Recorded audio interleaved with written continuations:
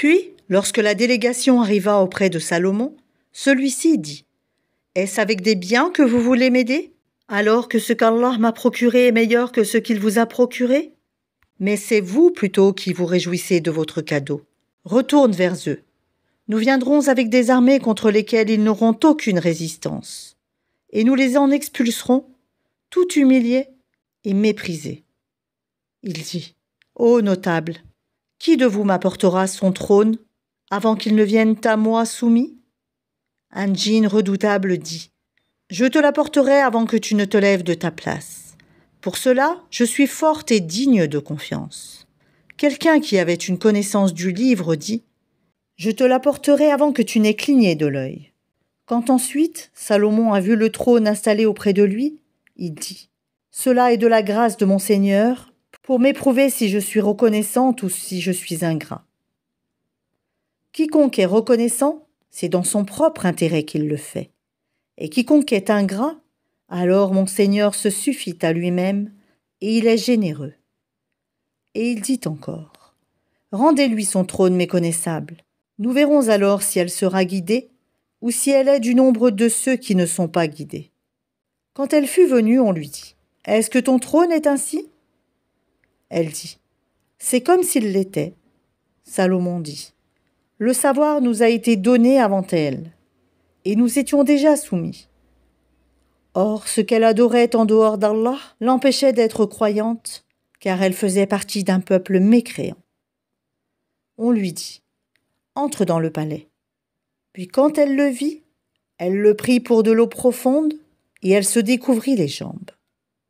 Alors Salomon lui dit « Ceci est un palais pavé de cristal. » Elle dit « Seigneur, je me suis fait du tort à moi-même. Je me soumets avec Salomon à Allah, Seigneur de l'univers. » Nous envoyâmes effectivement vers les Tamoud leur frère Salih, qui leur dit « Adorez Allah. » Et voilà qu'ils se divisèrent en 2 groupes qui se disputèrent.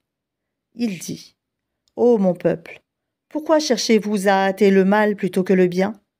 Si seulement vous demandiez pardon à Allah, peut-être vous serait-il fait miséricorde. » Ils dirent « Nous voyons en toi et en ceux qui sont avec toi des porteurs de malheur. » Il dit « Votre sort dépend d'Allah, mais vous êtes plutôt des gens qu'on soumet à la tentation. » Et il y avait dans la ville un groupe de 9 individus qui semaient le désordre sur terre et ne faisaient rien de bon.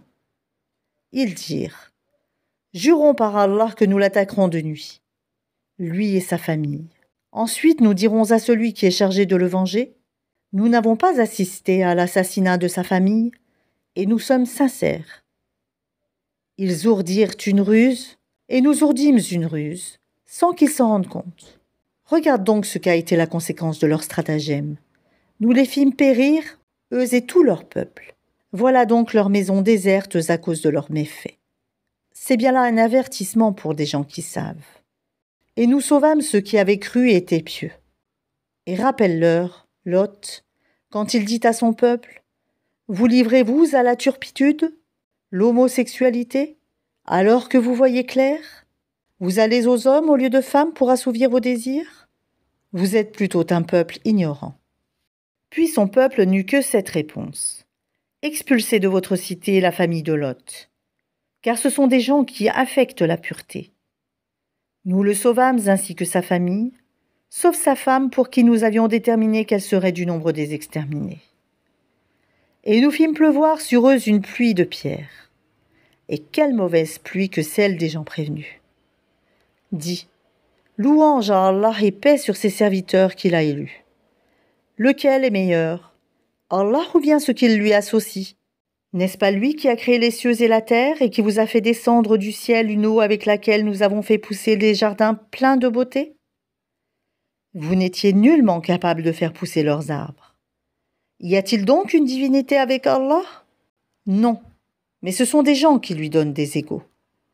N'est-ce pas lui qui a établi la terre comme lieu de séjour, placé des rivières à travers elle, lui a assigné des montagnes fermes et établi une séparation entre les 2 mers?